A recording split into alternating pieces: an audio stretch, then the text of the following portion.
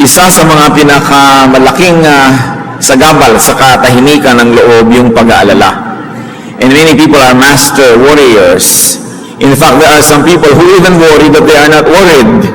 Ba't kaya hindi ako nag-aalala? Bakit ako tahimik? At yan ay kinakabagabag ng iba.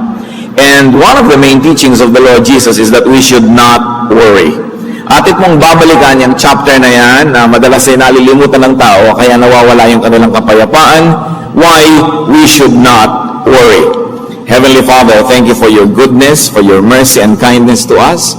Salamat sapagkat kayo ang nagtitipon sa amin upang kami biyayaan ninyo at bigyan kami ng pagkakataong handugan kayo ng mga awit, sayaw, papuri, pasalamat, maging na aming mga ikapo at mga handog sa iyo, Panginoon. Truly, it's a very beautiful exchange when we meet you, Lord, and when we worship you because you give us and we also give you. Salamat sapagkat ito ay isang circle of relationship, O God. At salamat sapagkat kami hinahayaan nyo, pinapayagan nyo na maging participant in this wonderful exchange. Now we ask you, Father, to please bless us. Turuan nyo po kami, papagliwanagin ang aming isip. Yung mga dati na naming alam, lalo nyo pang patingkarin at patibayin sa aming loob. At yung mga bago na mga magiging kaalaman, turuan nyo kami na ito ay maunawa, maipamuhay. May your mercies be upon us, at ang aming dalangin, Panginoon, ang amin pong pag-aaral, ang aming paglapit sa inyo ay maging pagpapala, sapagkat napakainam, Panginoon, na kayo ay aming lapitan. Be with us, speak with us, use your servant as your instrument. In the name of Jesus we pray.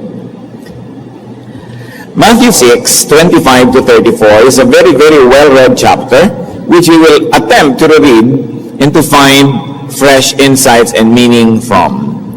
Therefore, I tell you, sabi ng Panginoong Jesus, do not worry about your life, what you will eat or drink, or about your body, what you will wear.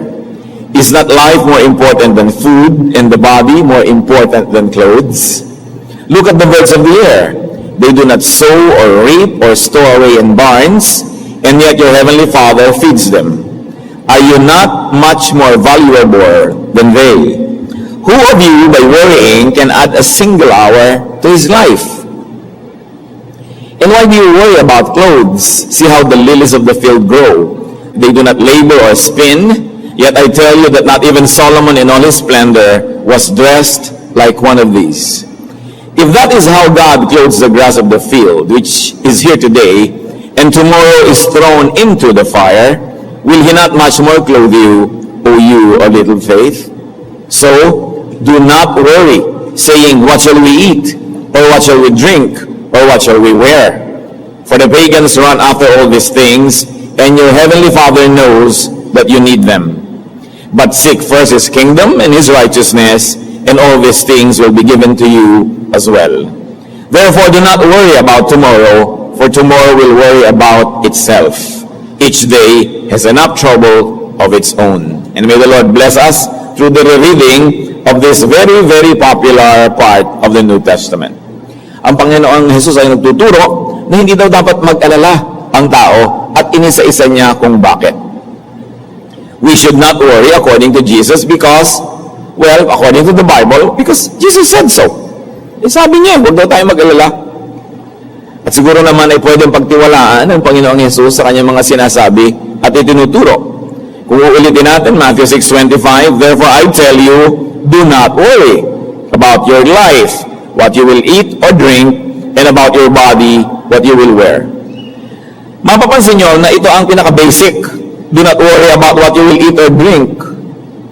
Pag sinabi na hindi ka dapat mag-alala sa kakainin mo at yung iinumin, sa yung isusuot, which is very basic and fundamental to life, ano pa ang natira na pwede mong ipag-alala? Kasi ang talaga naman, when all the chips are down, what's important is to survive, to live, to eat, and drink, and be clothed, so that you might be protected against the harshness of the elements. Pero pag yun na mismo, ang sinabi ng Panginoon, huwag mong alalahanin, wala na sigurong natirang dapat pang alalahanin. Kaya't sinasabi ko sa inyo, huwag kayong mabalisa tungkol sa inyong kakainin at sa inyong iinumin upang kayo mabuhay o kayo tungkol sa susuotin ng inyong katawan.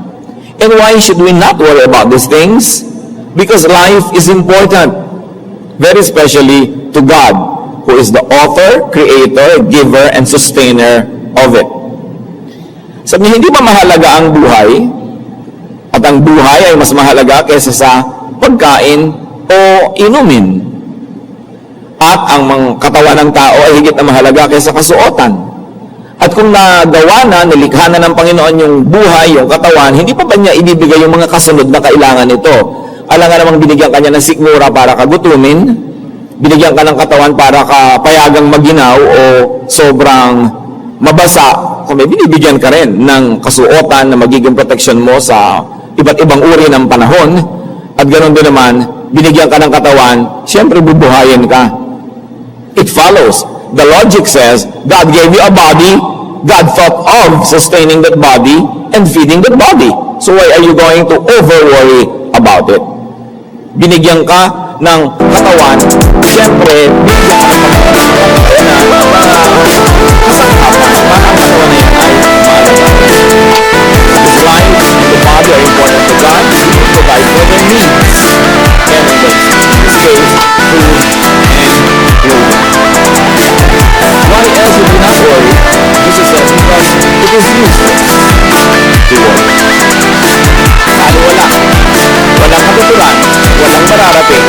magagawa ang Who of you, by worrying, had a single hour of life? Oo nga naman. Kahit ang gawin mo sa alala, at isip, tuwa-tuwa, kasi ang kapulong-lulong ka, hindi mo na kaya dito na ng buhay.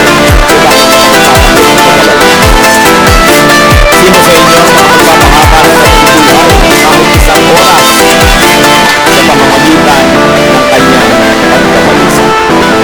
Therefore, worrying is a waste of time. It is a waste of energy. And why else is it not good to worry? Because it is not appropriate for God's people to worry. Hindi bagay sa mga anak ng Diyos, sa mga nananalig sa Diyos, ang mag-alala. Matthew 6:32, for the pagans run after all these things, and your Heavenly Father knows what you need them. Hindi ba't ang mga hentil nagpapahala tungkol sa mga bagay na yan? Sabi Jesus, alam na ng inyong Ama na nasa langit na kailangan ninyo ang lahat ng yan. So, mas matibay ang pananalig sa Diyos, mas nakakagyan ang pag-aaral. Ang ganap-ganap na pananalig, ganap-ganap na kawalan ng pag-aaral. The two are inversely proportionate to each other. The more you choose, the less you worry. So the more you worry, it means that the less you need. Ito lang ba yun? Naniniwala ako sa Diyos. Therefore, hindi na ako mag-aalala. Therefore, miraculously or magically, magkakaroon ako ng pagkain, magkakaroon ako ng damit. May logic pa rin po yun. Hindi ganun lang yun. We should not worry because we should be busy with the truly important, with the truly positive and useful preoccupations. Sabi sa Matthew 6:33, but seek first His kingdom and His righteousness, and all these things will be added to you. Hindi naman lalaglag sa langit yung pagkain, hindi lalaglag mula sa ulap yung damit, yung inumin. Sabi niya, huwag kayong mag-alala sa kakainin, iinumin, isusuot. Yun lang walang pananalig ang gumagawa niyan. Kayo, dahil may pananalig, ang unahin ninyo ay ang pagharian kayo ng Diyos. Hanapin ninyo ang kanyang kaharian. Seek first His kingdom and His righteousness. Now, what does that mean? Apparently, the key to understanding the teaching of not having to worry is in this instruction. So, para hindi kayo mag-alala, unahin niyo munang hanapin ang kanyang kaluwalhatian at ang kanyang katwiran. So, ang tao naghahanap ng kaluwalhatian, ng kaharian, ng katwiran ng Diyos, ay hindi kailangan mag-alala. Bakit? Because seeking God's kingdom and righteousness, which means being godly and righteous, includes working. It includes doing fruitful things that answer our needs. Being godly, seeking God's wisdom, righteousness, means working, which in turn brings provisions. And when you work, and when you plant, and when you harvest from what you plant, you preempt worry. Magkakadugtong sila. Sabi, sa halip na mag-alala ka, itong gawin mo. At tupagin mo na pagharian ka ng Diyos. Hanapin mo ang kanyang katuwiran. At maraming mukha ang katuwiran ng Diyos. Maraming anyo, kulay, ang paghahari ng Diyos sa buhay ng tao. At isa doon, yung tunay na pinaghaharian, yung tunay na naghahanap ng katuwiran ng Diyos, ay nagtatrabaho, masipag, nagtatanim. Now we see the connection. Sa halip na gugulin mo ang panahon mo, kaaalala, magtrabaho ka, gawin mo ang tama, magtanim ka, gumawa ka ng mabuti, sapagkat ang katarungan ng Diyos ang nangangako na ang mabubuting gawa ay magkakaroon ng gantimpala, na ang nagtatanim ay umaani. So sayang ang oras sa pag-aalala na wala ka namang ginagawa na fruitful and productive activity. So sabi niya, only pagans do that. Alala ng alala, tapos wala namang ginagawa. Nag-aantay ng magic. Nag-aantay ng himala. Ang tunay na himala ay hindi biglang may tumubong halaman sa garden mo. Ang himala ay binungkal mo ang lupa, tinaniman mo ng buto, dinilig mo, inalagaan mo, at pinalaki ng Diyos. Iyon ang himala. May participation ka. Hindi ka lang antay ng antay, tapos worry ka ng worry. Diyos ko, nag-worry po ako, bigyan niyo po ako, bigyan niyo po ako. Ang tanong ngayon, nagtanim ka ba? Sapagkat ang tao na naghahanap ng katwiran ng Diyos, magiging abala sa paggawa ng tama, sa paggawa ng mabuti. Sa halip ngayon na pag-aalala tungkol sa kinabukasan ng laman ng kanyang isip, excited siya dahil darating na ang harvest. Jeremiah 29:5, build houses and settle down, plant gardens and eat what they produce. We see here the connection. Build houses, then settle down. Una, gumawa ka muna, magtayo ka muna ng bahay, tapos tirahan mo, manahimik ka. Magtanim ka, magbungkal ka, at pagkatapos kumain ka ng bunga ng iyong itinanim. 2 Corinthians 9:6, remember this, whoever sows sparingly will also reap sparingly, and whoever sows generously will also reap generously. Ang maraming itinatanim, maraming aanihin. Ang konti lang itinatanim, konti lang ang aanihin. Ang lahat ng pagsisikap ay may gantimpala. Colossians 3:23-24, whatever you do, work at it with all your heart, as working for the Lord, not for men, since you know that you will receive an inheritance from the Lord as a reward. It is the Lord Christ you are serving. So ano man daw yung ginagawa, saan ka man napalagay na larangan ng buhay, kung ano man yung ginagawa mo, pagbutihin. Ituring mo na worship ang ginagawa mo pag ikaw'y nagtatrabaho. At ang Panginoon, na author of work, di ba? Siya ang may sabi, 6 days you shall labor and do all your work. Siya ang may utos na magtrabaho tayo eh. At nung bumukas ang tabing ng Biblia sa Genesis, ang inabutan nating Diyos sa entablado ay Diyos na nagtatrabaho, lumilikha, gumagawa. So ang pagsamba sa Kanya ay hindi lang pagtataas ng kamay at pagsasabi ng hallelujah, pagsayaw-sayaw, pagkanta-kanta, sa bagamat pagsamba yon sa isang official program. Ang pagsamba sa Kanya ay paggawa rin ng mabuti. Sapagkat ikinalulugod niya yon at sumasamba naman talaga tayo sa Diyos. Ang layunin lang ay bigyan siya ng kaluguran. Kaya nauwitan natin siya dahil mahilig siya sa musika. Sinasayawan natin ng Diyos dahil mahilig siya sa sayaw. Dinadala natin ang ating mga offering, mga handog, dahil yun ang gusto niya, na tayo ay nagbibigay sa Kanya ng ganun, utos niya at kinalulugod niya. So ganun din kung nagtatrabaho tayo, nasisiyahan siya. So ang sinasabi niya, pag nagtatrabaho ka, ang busy-busy mo na, nauubusan ka ng oras mag-alala. Pagod ka na eh. At kung may maiisip ka man, matapos ka magtanim, ang iniisip mo na, hindi yung naku, magugutom ako bukas, kundi bukas may aanihin ako. On that merit, and because of that, Jesus says, don't worry. Tandaan natin mga kapatid dyan, hindi lang basta sinabi ng Lord na don't worry. Merong kakambal, seek first His kingdom and His righteousness, and you don't have to worry. And let me be emphatic, working, planting is part of seeking God's righteousness. It is participating in God's economy. Pati nga si Paul, sabi niya, if anyone does not work, let him not eat. You want to participate in the eating part? You participate in the working part. That's how God's economy works. You participate. may tanim ka. And if you worked well, if you took care of today, tomorrow would be all right. Tomorrow would take care of itself. If you kept on doing your best, well, it's not always true that the best will happen to you, but one thing is sure, the worst won't happen to you if you keep doing your best. And you increase your opportunity and chances at getting what is good for you by increasing your planting.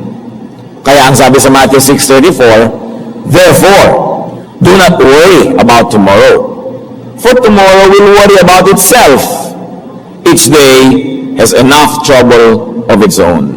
Kaya nga huwag niyo ikabalisa ang para sa araw ng bukas.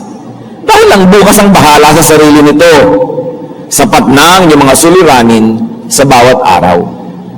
At anong po problemahin sa araw na ito? Magtanim, magtrabaho. Pag ginawa mo yun, inatupag mo yung ngayon, huwag mo nang problemahin yung bukas. Pagdating ng bukas, may harvest ka. Kaya sabi, huwag mong isipin yung bukas. Ang isipin mo, yung ngayon. Pag ginawa mo yung tama ngayon, okay ang darating na bukas.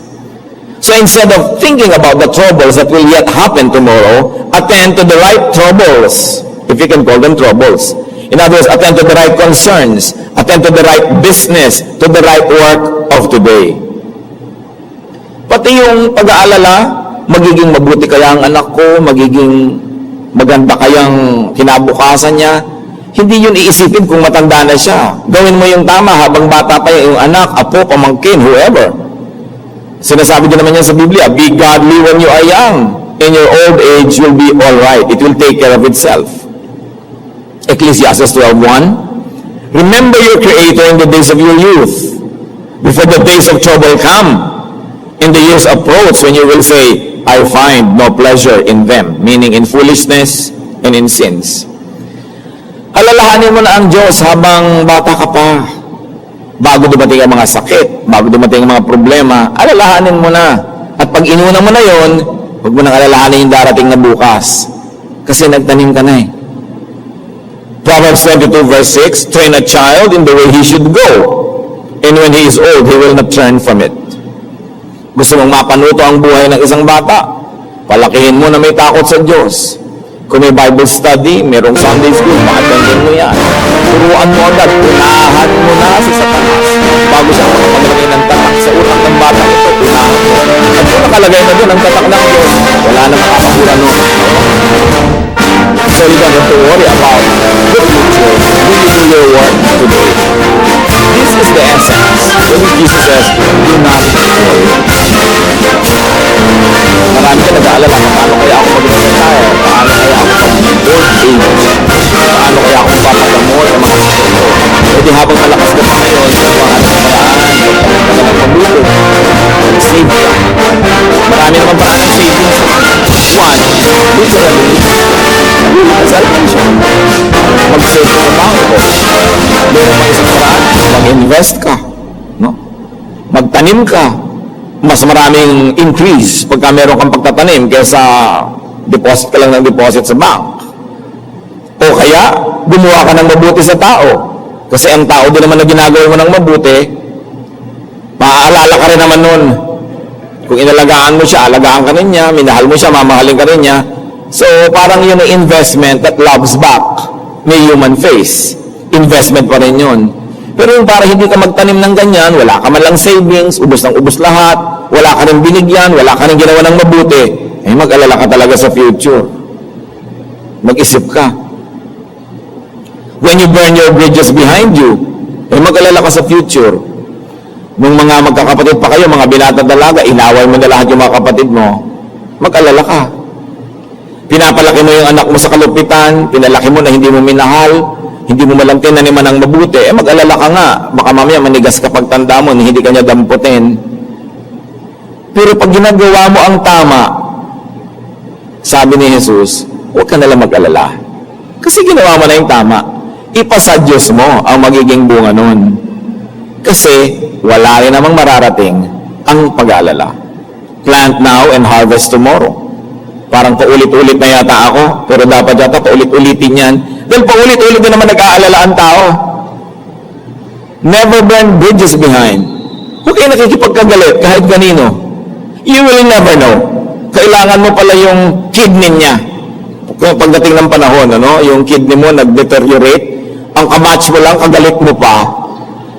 Para naman hindi na yata panahon na makipagkaibigan, nagpadala ka ng leche plan o yema, tapos pagkadala mo sa mo, siya nga pala, akin na lang yung kidney mo.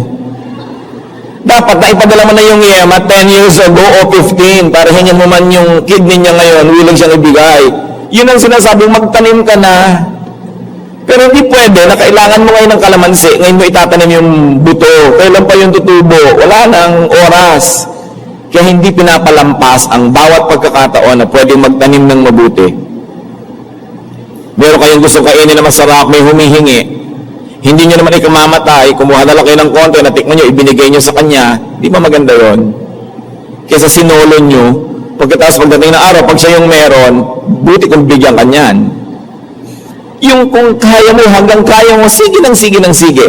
Sasabihin nyo, lugi yata ako dyan. Alam nyo kung batid tayo lugi? Kasi ang Biblia ang may sabi, pag nagtanim, may ani.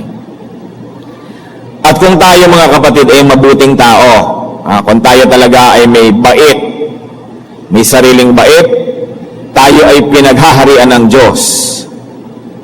Lahat ng gumawa sa inyo ng mabuti, pag kaya nyo na magsukli, dapat tubo sila. Yung tubo talaga.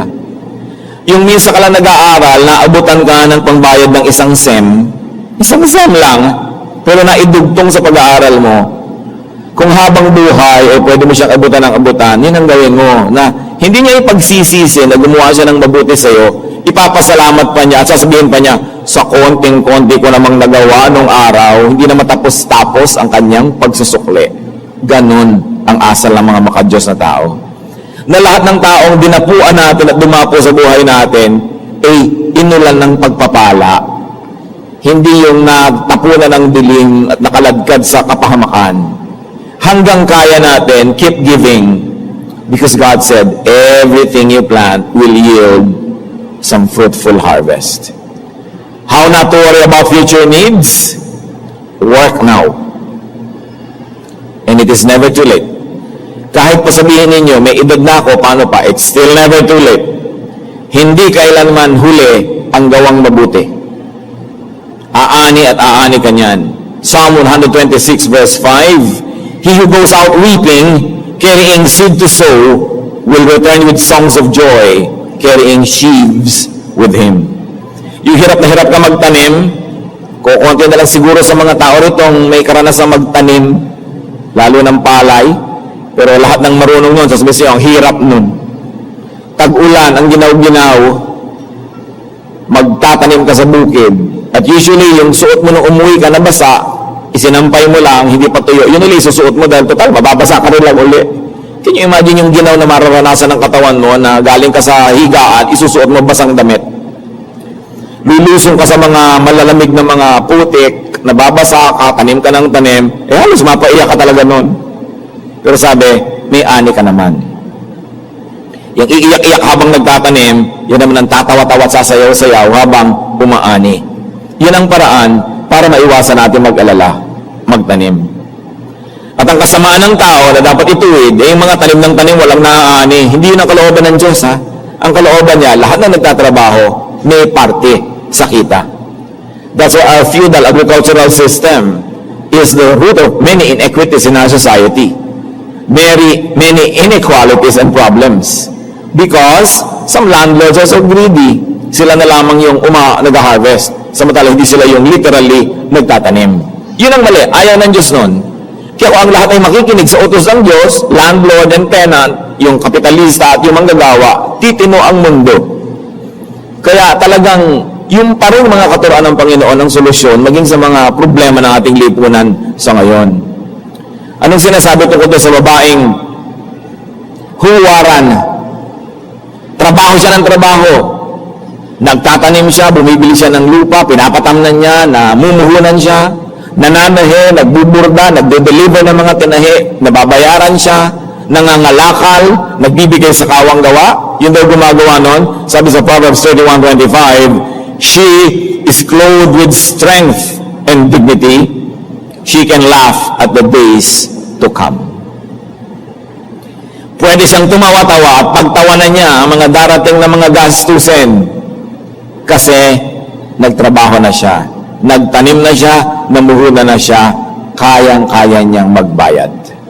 She can laugh at the days to come. So for us, we worry a lot about many things. Ang pinag-usapan pa lang natin dito, pagkain, damit. Pero pwede nating extend yan sa lahat ng pangangailangan sa buhay. Don't worry. Because we should work instead of worry.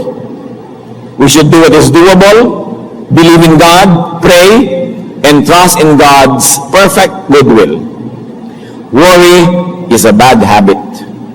Isang hindi magandang sakit. Isang masamang sakit, yung pag-aalala. Sapagkat sinabi na nga ng Panginoon, you don't benefit when you worry. Instead, yung oras mo na pwedeng magamit sa paggagawa ng mabuti, na ubos sa pag-aalala. At yung pag-aalala, kahit hindi pa nga matupad yung pinangangambahan, napanghina ka na rin yan. Nanghina na rin ang iyong loob, nanghina na rin yung katawan, tumaas na rin ang iyong presyon, tumamlay ka na rin, samantalang imagination mo pa lang yon. Those who worry suffer twice when their worries happen. The first time they worry is when they were imagining it, and the second time when it really happens. But those who worry suffer at least once, even though what they worry about doesn't happen, because they already worried when they were imagining it. At matupad man at hindi, nag-alala na rin sila, lugi na sila. It's a very bad habit to be dealt with and to be superseded by good works. Ngayon, halimbawa kayo mga kapatid, nasa inyo namang kapangyarihan para mawala ang pag-aalala ng mga mahal niyo sa buhay, gawin natin ang paraan para hindi sila mag-alala.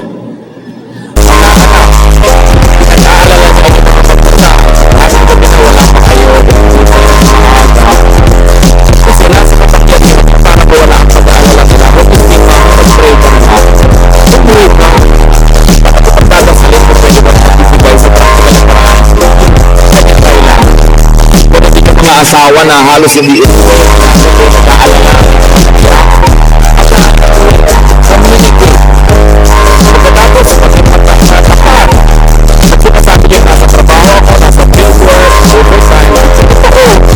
Kasi minsan lang kayong abiso, pagbuko, hindi totoo yun. Kahit totoo na, ang sinabi niyo nila sa fieldwork, nag-aalala na po ito para sa inyo. Maraming pag-aalala ang mga mahal natin sa buhay na tayo may kasalanan na pwede natin gawa ng paraan sa ikabubuti nila. So it is good and godly kindness not to make people worry. Lalo na kayo may asawa na, may kabiyak kayo sa buhay, walang pwedeng mangyari sa inyo na hindi tama. Stakeholder nyo sa buhay. Sa anak-anak mo, kung binata kayo, kung hindi kayo magpaparsiklo sa alam ko,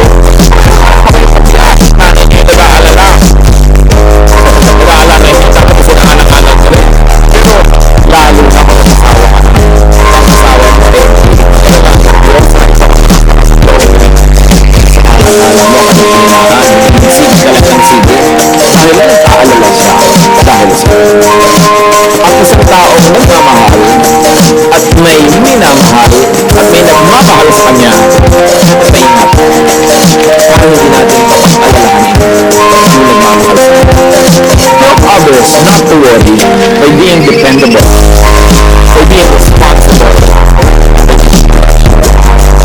Kapatid, maraming kaligayahan na dapat nasabihin.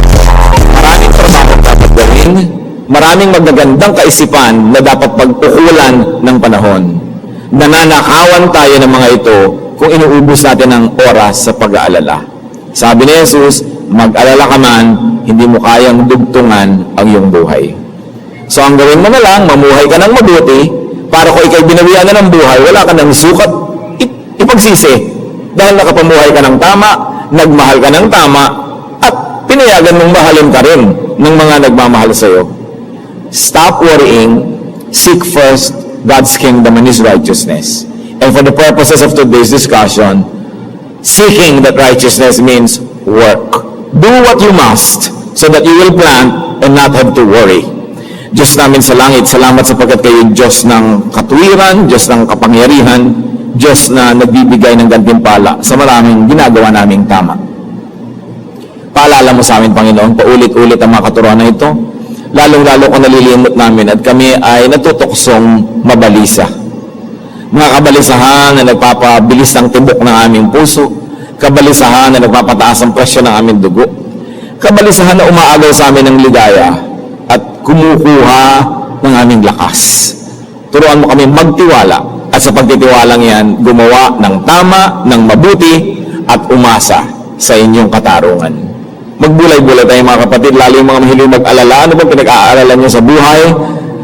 Pag-isip-isipan kung paano ilalapat itong ating mga binalikan at patuloy tayong makinig sa Espiritu ng Diyos sapagkat ang gusto ng Panginoong Yesus, tahimik, payapa, worry-free ang ating araw-araw na